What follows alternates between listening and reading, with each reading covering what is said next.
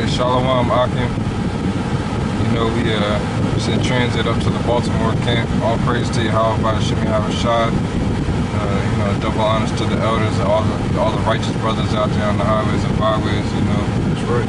We up there on our way to the Baltimore camp. You know, helping brothers out, do the work. You know, double up on the work. Bring out some precepts. You know. Yeah, come. Let me get go ahead and get something real quick. This is book of Amos, chapter 9, verse 8. It says, "Behold, the eyes of the Lord God are upon the sinful kingdom, and I will destroy it from off the face of the earth, saving I will not utterly destroy the house of Jacob, saith the Lord." Alright, and you know, of course, the eyes of the Lord power are the angels, because you know, even though we can't see them up in the skies, they're definitely up there watching everything that's going on. They're beholding the good, they're beholding the evil, they're taking tallies and giving it back to the Most High, you know. And they're gonna ultimately destroy this place from off the face of the earth. America, all this stuff we see, all these trees and these buildings and stuff, is just all gonna be burnt up. This whole entire place. You got other simple kingdoms, but America's really the main simple kingdom that's pushing forth sin throughout the whole nation, for the whole world actually. Salagi, the whole world, you know. Turn left. Get Zechariah. I mean Zephaniah, Salaki.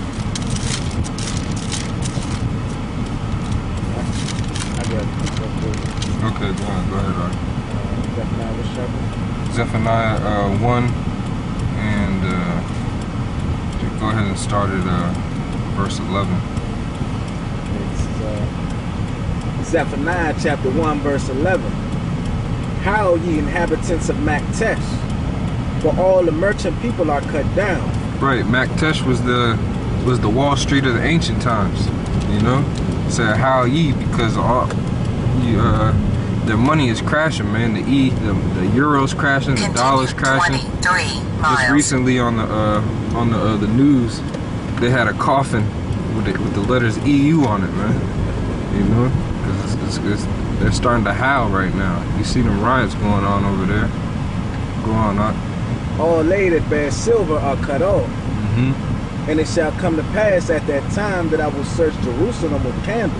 Right. And punish the men that are settled on their knees, that say in their heart that the Lord will not do good, neither will he do evil. Right, because you got some of our people, man, they think the Lord is slack concerning his promise, right, taking forever and stuff like that. And how is he searching through with candles? We're those candles coming in the name of Yahweh Shai, who's the light. Yahweh by Shem Yahweh Shai, who is the light, you know. And he's gonna punish these wicked ass niggas, especially the ones they know they Israelites and they fucking up, man. Right. Fucking up. Right. They gonna get punished, man. Go ahead, Doc. It says, therefore, their goods shall become a booty, and their houses a desolation. Hell yeah. That's exactly, when these riots break out, man, Jake is gonna run up in these suburbs, man. Because you know these Edomites, they don't have faith. They're in their pantries, they got masses of food. Matter of fact, on the camera. What do you see? Edomites walking dogs, shit, pedigree dogs. You know, they living it up, man. Yep. It says their riches is gonna become a booty and a spoil. Yep. That's goods, man. Jake is gonna start robbing these Edomites, man. Just taking everything they got. You know. Go ahead, Doc. They shall also build houses, but not inhabit them. And they shall plant vineyards, but not drink the wine thereof. Hey, that's what's going on right now. Esau in the background building up a lot of stuff, especially in this Silver Spring area. Right. Thinking, you know, they're gonna finish the metro station. That shit's gonna get burnt the fuck up. And then they got all the stuff they're trying to extend for the United States as far as the work and labor force. And clearly it's getting worse. What was it, 18,000 jobs or something only got created last month? And they said they got the potential to create 200,000 jobs every month. So they talking about you know, 9% of their potential. Right. Now, if you was to give a grade, that's like, let's say you can get up from 0 to 100% on the test, and you got a 9%. Like you failed horrible. You know what I mean? Right. And that's right now. That's what's going on. Is like they're failing miserably. Yep. You know, I think they also just downgraded in the EU. They downgraded Greece, Italy, and Portugal's bond status to junk bond status. You know, and really that has a serious effect on people's lending, because it's like a credit rating. You know what I'm saying? It's like if you get your credit knocked down by what the hell do you call these credit agencies? It's 3 of them. I can't even remember what the names of them are, but those 3 main credit rating agencies, if you get your credit knocked down to them, it'd be hell for you to get a loan. And if you do get a loan, you're gonna pay a outrageous interest rate on it. That's what happened to these countries. So like, this shit is going down. Yeah, bring that verse back one more time, Mark. It's 13. That's Zephaniah 1:13.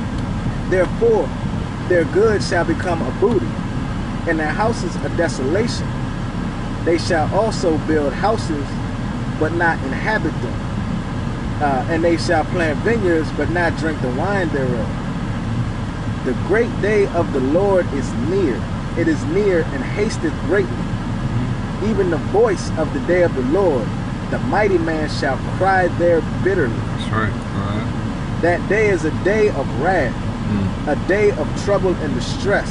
Right, and everybody knows that the day of the Lord is drawing near, very close. You can see everything going around. The world is in a whole uproar, and then you got the signs of heaven. You got the chariots making their appearances. Right. We had that. What was that? A red solar eclipse? Or eclipse the other. You know, it was this year.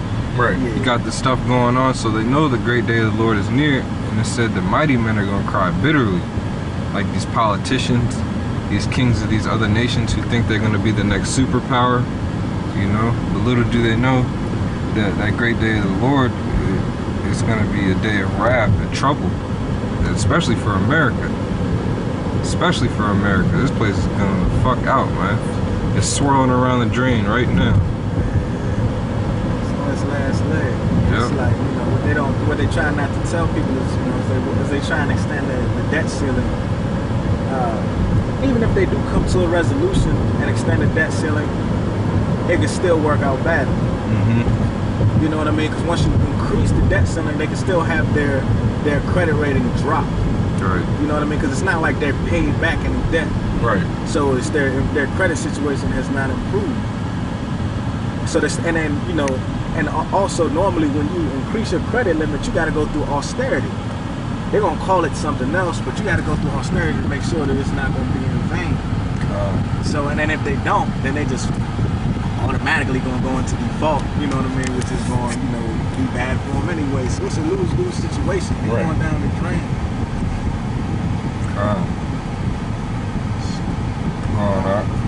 It says 15. So like, let me read that one more time. It's 15.